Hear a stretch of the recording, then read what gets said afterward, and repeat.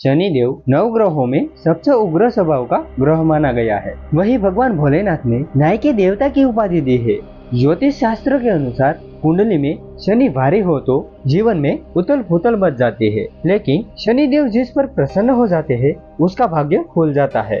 एक बार सभी ग्रहों में सर्वश्रेष्ठ होने का विवाद चल गया। जब समस्या का हल नहीं निकला तो सूर्य, चंद्र, मंगल, बुध, गुरु, शुक्र, शनि, राहु और केतु इंद्रदेव के पास गए। इंद्रदेव भी इसका निर्णय नहीं कर पाए। फिर सभी ग्रह इंद्रदेव के कहने पर पृथ्वी पर न्यायप्रिय राजा विक्रमादित्य के पास पहुँचे। राजा विक्रमादित्य के पास पहुंचकर सभी ग्रहों ने अपना आने का कारण बताया। राजा विक्रमादित्य ने काफी सोच विचार के बाद 9 धातु स्वर्ण, रजत, कांस्य, पीतल, सीसा, रागा, जस्ता, अभ्रक और लोहे से सिंहासन बनवाए।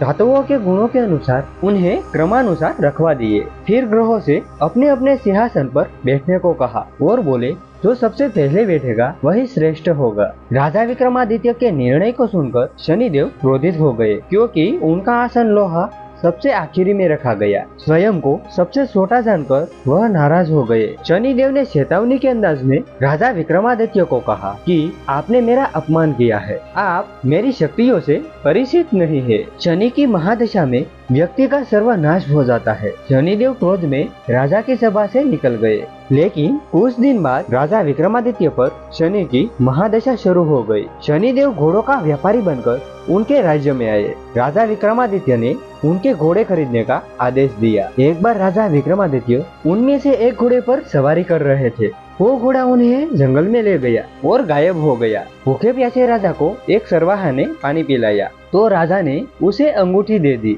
और राज्य में जाने का रास्ता पूछा। नगर में आकर राजा विक्रमादित्य एक सेठ के यहाँ आराम कर रहे थे।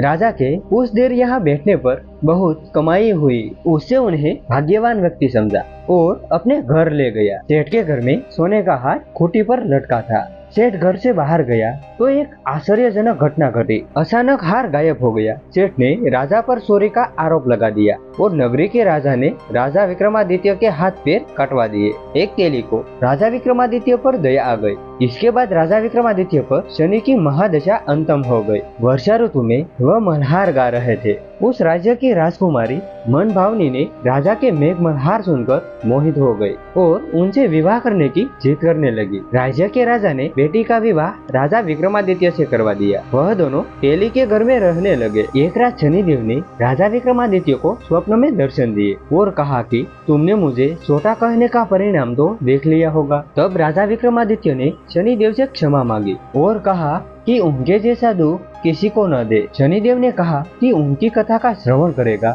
और व्रत रखेगा, उसे शनि दशा में भी कोई दुख नहीं होगा। शनिदेव ने राजा विक्रमादित्य के हाथ पैर वापस कर दिए। शनिदेव के चमत्कार से सेठ का हार भी वापस अपनी जगह लौट गया। सेठ को सारी बात पता चली तो उसने अपनी बेटी श्रीकौरी का विवाह राजा विक्रमादित्य से करवा दिया। राजा विक्रमादित्य अपनी 2 पत्नियों मनभावनी एवं श्रीकौरी के साथ अपने राज्य लौट गए। राजा विक्रमादित्य ने पूरे राज्य में घोषणा की कि शनिदेव ही सब ग्रहों में सर्वश्रेष्ठ है। शनिवार को शनिदेव की पूजा, कथा और व्रत करने वालों पर प्रसन्न होते हैं। तो मित्रों, यह कथा आपको कैसी लगी कमेंट सेक्शन में जरूर बताना और ऐसी ही धार्मिक कहानी के लिए हमारी इस चैनल को भी सब्सक्राइब जरूर कर लेना। आप सबको हमारी तरफ से राधे कृष्णा।